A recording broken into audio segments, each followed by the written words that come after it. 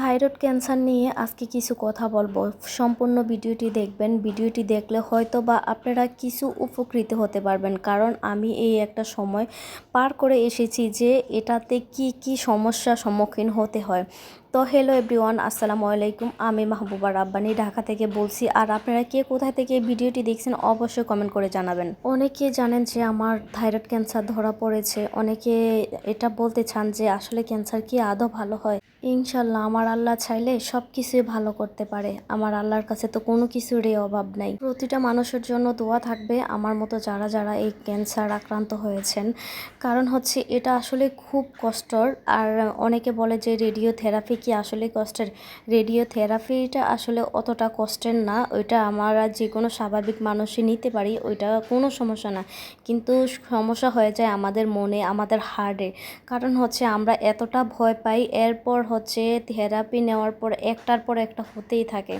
যেমন আমার একটার পর একটা ব্রেস্টের সমস্যা দেখা দিচ্ছে, এই গলায় এটা ওইটা, মানে বিভিন্ন রকমের একটার পর একটা সমস্যা মানে দেখা দিতেই থাকে।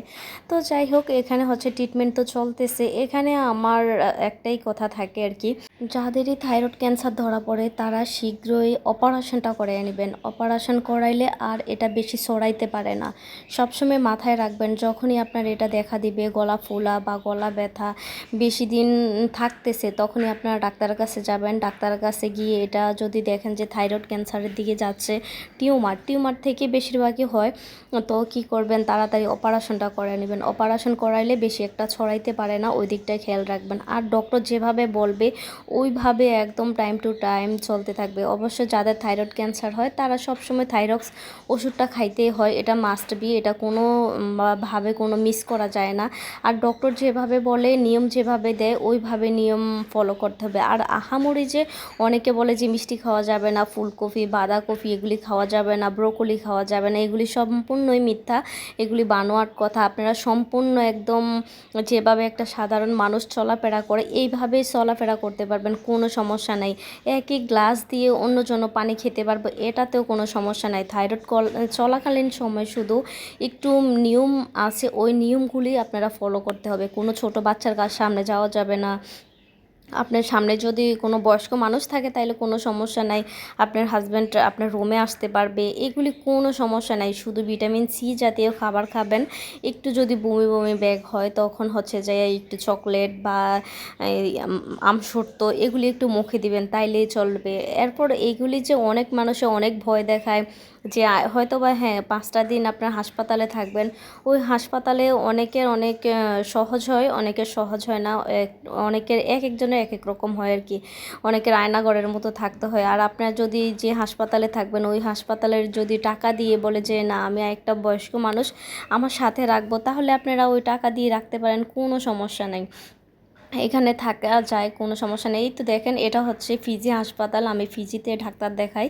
এটা হচ্ছে থাইরয়েডের ডাক্তার। বিশ্বাস করবেন না, এত লোক থাইরয়েডের ক্যান্সারে আক্রান্ত হচ্ছে দিন দিন, মানে কি বলবো, এটা হচ্ছে আমাদের জানি না, আল্লাহ পাকি ভালো জানে কেন এত রোগ হচ্ছে। এটা আমাদের খাবার দাবার বলেন, আমাদের সকালে ঘুম থেকে উঠা, আল্লাহ পাক যাকে যেমনভাবে রাখে আর কি, সকালভাবে উঠতে হয়। খাবার দাবারের দিকটা একটু কেয়ার করবেন। বাজা পোড়া এগুলি আসলে প্রতিটা মানুষের জন্যই খারাপ, এটা যে ক্যান্সারের জন্য খারাপ এরকম না।